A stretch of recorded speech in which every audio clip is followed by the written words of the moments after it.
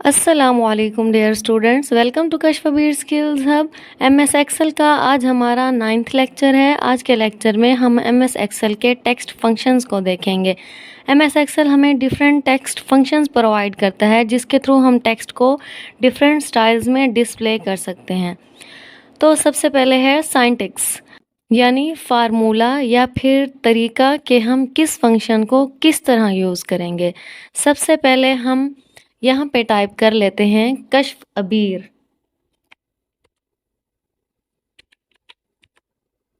कश्फ अबीर, और फिर इस सेल में हम टाइप कर लेते हैं कश्फ अबीर स्किल्स हब, और इसी तरह नीचे हम टाइप कर देते हैं विजन बाय कश्फ अबीर। देखें, हमने यहाँ पे कुछ टेक्स्ट टाइप कर लिया है। हमारी वर्कशीट में जो हमें ग्रिड लाइंस शो होती हैं, हम इनको हाइड भी कर सकते हैं। हम इनको कैसे हाइड कर सकते हैं, इसके लिए हम व्यू टैब में जाएंगे। देखें, यहाँ पे हमारे पास डिफरेंट ऑप्शंस हैं। यहाँ पे ग्रिड लाइन, हेडिंग, फार्मूला बार, रूलर, सब ऑप्शंस हैं। यहाँ पे ग्रिड लाइंस का ऑप्शन इनेबल हुआ है। अगर हम इसको डिसेबल कर देंगे तो देखें, यहाँ पे जो हमारी ग्रिड लाइंस, हमारे जो सेल्स हमें शो हो रहे थे वो ख़त्म हो गए हैं। अगर हम इनको इनेबल कर देंगे तो देखें ये वापस आ गए हैं। इसी तरह यहाँ पे जो हमें हमारा फार्मूला बार शो होता है, अगर हम इसको भी डिसेबल करना चाहते हैं तो हम यहाँ से फार्मूला बार को डिसेबल कर सकते हैं। और इसी तरह जैसे हमें कॉलम्स एंड रॉज शो हो रहे हैं, यानी कि नंबर और अल्फ़ाबेट्स ऊपर जो बॉक्सेस के ऊपर शो होते हैं, इनको भी हम ख़त्म कर सकते हैं। जो हमारा हेडिंग का ऑप्शन है, अगर हम इसको डिसेबल कर देंगे तो देखें हमारे कॉलम्स एंड रॉज ख़त्म हो चुके हैं। हम इनको इनेबल करके दोबारा वापस ला सकते हैं। सबसे पहले हम देखेंगे लोअर फंक्शन को। लोअर फंक्शन हमारे टेक्स्ट को छोटी एबीसी में कन्वर्ट करता है। इसके लिए हम फार्मूला लगाएंगे। हम यहाँ पे फार्मूला लगाते हैं इज इक्वल टू लोअर, उसके बाद ब्रैकेट शिफ्ट प्लस 9 की हेल्प से, ब्रैकेट के बाद सेल एड्रेस। यहाँ पे हम सेल एड्रेस या टेक्स्ट दोनों टाइप कर सकते हैं। हम सेल एड्रेस ऐड कर देते हैं A1, और फिर ब्रैकेट बंद कर देते हैं शिफ्ट प्लस 0 की हेल्प से, और फिर एंटर प्रेस कर देते हैं। तो देखें, इस सेल में हमारा टेक्स्ट बड़ी एबीसी में लिखा हुआ था और यहाँ पे हमारा टेक्स्ट छोटी एबीसी में लिखा हुआ है। नेक्स्ट हमने देखना है अपर फंक्शन को। ये फंक्शन हम छोटी एबीसी को बड़ी एबीसी में कन्वर्ट करने के लिए यूज़ करते हैं। इस फंक्शन को हम कुछ इस तरह से यूज़ करते हैं। यहाँ पे हम फार्मूला लगाएंगे इज इक्वल टू, उसके बाद अपर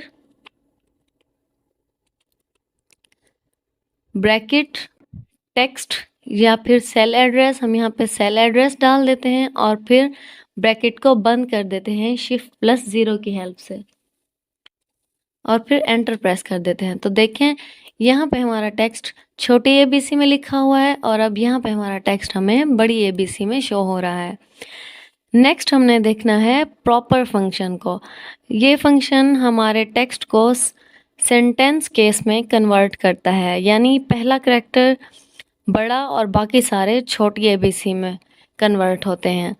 यहाँ पे हम फार्मूला लगाते हैं इज इक्वल टू प्रॉपर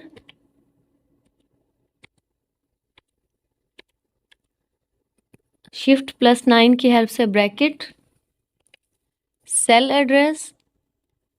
हम ये सेल एड्रेस डाल देते हैं C1 और फिर ब्रैकेट बंद कर देते हैं।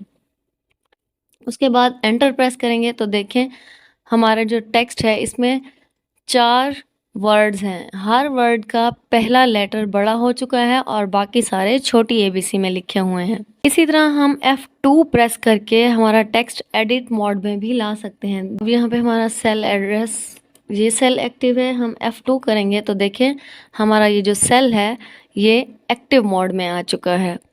अब हमने देखना है टेक्स्ट फंक्शन। ये फंक्शन हम किसी सेल में टेक्स्ट को शो करने के लिए यूज़ करते हैं। हम जो सेल एड्रेस फार्मूले में ऐड करेंगे, अगर वहाँ टेक्स्ट मौजूद होगा तो यहाँ शो हो जाएगा, अगर टेक्स्ट नहीं होगा तो यहाँ शो नहीं होगा। हम यहाँ पे फार्मूला लगाते हैं इज इक्वल टू T उसके बाद ब्रैकेट, सेल एड्रेस, हम ये सेल एड्रेस डाल देते हैं D1, यहाँ पे टेक्स्ट नहीं है। उसके बाद हम ब्रैकेट को बंद कर देंगे और एंटर प्रेस करेंगे। तो देखें क्योंकि D1 सेल में कोई टेक्स्ट मौजूद नहीं था, तो यहाँ पे क्या हुआ है कि कोई भी टेक्स्ट हमारे सेल के अंदर शो नहीं हुआ। हम F2 करते हैं और इसको एडिट मोड में लाते हैं। सेल एड्रेस चेंज कर देते हैं, हम C1 सेल एड्रेस डाल देते हैं और एंटर प्रेस कर देते हैं। तो देखें C1 सेल में कशफबीर स्किल्स हब टाइप किया हुआ था, तो यहाँ पे कशफबीर स्किल्स हब आ चुका है। अगर यहाँ टेक्स्ट की न्यूमेरिक वैल्यू मौजूद होगी तो इस फार्मूले के थ्रू हमें कुछ शो नहीं होगा। देखें जैसे यहाँ पे कशफबीर स्किल्स हब टाइप किया हुआ है, अगर हम इसको डिलीट करके कोई नंबर ऐड कर देते हैं और इस सेल को एक्टिव मोड में लाकर एंटर प्रेस करते हैं, तो देखें यहाँ पे हमें कुछ भी शो नहीं हुआ क्योंकि यहाँ पे कोई भी टेक्स्ट नहीं है, यहाँ पे न्यूमेरिक वैल्यू दी हुई है। इसके बाद हमने देखना है लेंथ फंक्शन। ये फंक्शन किसी वर्ड या सेंटेंस में मौजूद कैरेक्टर्स को शो करने के लिए यूज़ किया जाता है। जैसे अब हम यहाँ पे फार्मूला लगाते हैं, यहाँ पे हम फार्मूला लगाते हैं is equal to len, LEN, bracket, cell address, हम ये सेल एड्रेस डाल देते हैं E3 और फिर एंटर प्रेस कर देते हैं। चाहे हम ब्रैकेट बंद ना भी करें तो भी हमें हमारा आंसर मिल जाता है। तो देखें यहाँ पे कश्फ में भी 5 कैरेक्टर्स हैं और अबीर में भी, और दरमियान में जो स्पेस दी हुई है MS एक्सेल में ये भी काउंट होती है। तो इस वजह से यहाँ पे जो हमारा आंसर आया है वो 11 आया है। लेंथ के बाद हमने देखना है लेफ्ट फंक्शन। ये फंक्शन किसी भी टेक्स्ट को लेफ्ट साइड पर स्पेसिफिक नंबर्स ऑफ कैरेक्टर्स को प्रिंट करता है। इसके लिए हम फार्मूला लगा कर देखते हैं। हम यहाँ पे फार्मूला लगाते हैं is equal to left, bracket और फिर यहाँ पे सेल एड्रेस डाल देते हैं E3 और फिर एंटर प्रेस करते हैं। तो देखें लेफ्ट साइड से जो सबसे पहला कैरेक्टर था वो है K, तो यहाँ पे K आ चुका है। नेक्स्ट हमने देखना है राइट फंक्शन को। ये फंक्शन राइट साइड के कैरेक्टर्स को शो करता है। जैसे कि यहाँ पे हम अभी फार्मूला लगाते हैं is equal to right, bracket, cell address, हम यहाँ पे ये सेल एड्रेस डाल देते हैं E8 और फिर एंटर प्रेस करते हैं। तो देखें इसका जो राइट साइड पे सबसे आखिर वाला कैरेक्टर है वो R है, तो हमें यहाँ पे R शो हो रहा है। नेक्स्ट है हमारे पास मिड फंक्शन। ये दरमियान वाले कैरेक्टर्स को शो करता है, लेकिन इसको पोजीशन बताना लाजमी होता है। देखें इसको हम पोजीशन कैसे बताएंगे। हम यहाँ पे फार्मूला लगाएंगे is equal to mid, bracket, उसके बाद सेल एड्रेस, हम सेल एड्रेस दे देते हैं E3, उसके बाद कॉमा लगाएंगे, हम इसको पोजीशन देते हैं 4, उसके बाद दोबारा कॉमा और फिर नंबर डाल देते हैं और फिर एंटर प्रेस करते हैं। तो देखें HFABE, क्योंकि हमने नंबर डाला था 6 और हमने जो इसको पोजीशन दी थी वो 4 दी थी, तो यहाँ पे इसने हमें ये आंसर दिया है। इसके बाद हमने देखना है कॉन्कैटिनेट। अब देखते हैं कि ये फंक्शन क्या काम करता है। ये 2 या 2 से ज़्यादा स्ट्रिंग्स को मिक्स कर देता है।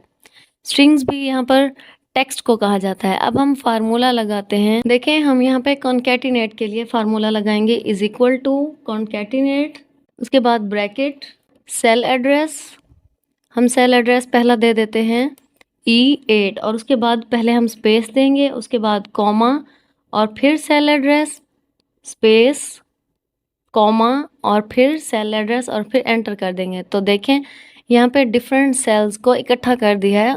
यहाँ पे हमारे पास लिखा आ रहा है विजन बाय कशफबीर। अब नेक्स्ट है हमारे पास एग्जैक्ट फंक्शन। ये फंक्शन 2 कैरेक्टर्स को कंपेयर करता है। अगर दोनों एग्जैक्ट हों तो जवाब ट्रू देता है, अगर एग्जैक्ट ना हो तो जवाब फॉल्स देता है।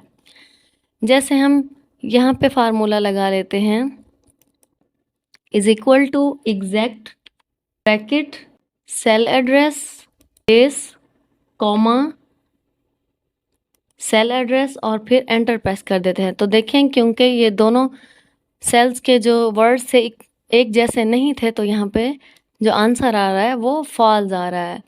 इसी तरह अब हम इसको चेंज करके देखते हैं। F2 करते हैं तो ये क्या हो गया है, एडिट मोड में आ गया है। हम इसका सेल एड्रेस चेंज कर देते हैं। यहाँ पे हम CA1 स्पेस कॉमा और फिर नेक्स्ट सेल एड्रेस हम ये दे देते हैं और फिर एंटर प्रेस कर देते हैं। तो अब देखें यहाँ पे ट्रू आ रहा है क्योंकि A1 में और E3 में वर्ड्स सेम हैं, इसी वजह से यहाँ पे ट्रू आ रहा है। हमारा लास्ट फंक्शन है फाइंड फंक्शन। ये फंक्शन एक स्ट्रिंग में से दूसरी स्ट्रिंग को फाइंड करता है, इसकी पोजीशन बताता है। अब हम फार्मूला लगा कर देखते हैं। Is equal to find bracket cell address और फिर उसके बाद स्पेस कॉमा और फिर ये सेल एड्रेस और फिर एंटर प्रेस करते हैं। तो देखें यहाँ पे हमारे पास 1 आ रहा है। यहाँ पे हमें बताया जा रहा है कि हम जो स्ट्रिंग फाइंड करना चाह रहे हैं वो कौन से सेल में किस पोजीशन पर है। आज का हमारा लेक्चर इतना ही था। आई होप आपको समझ आ गया होगा। जितने भी मैंने फार्मूला समझाए हैं उनको नोटबुक पर नोट कर लीजिएगा, प्रैक्टिस कीजिएगा। अल्लाह हाफिज़।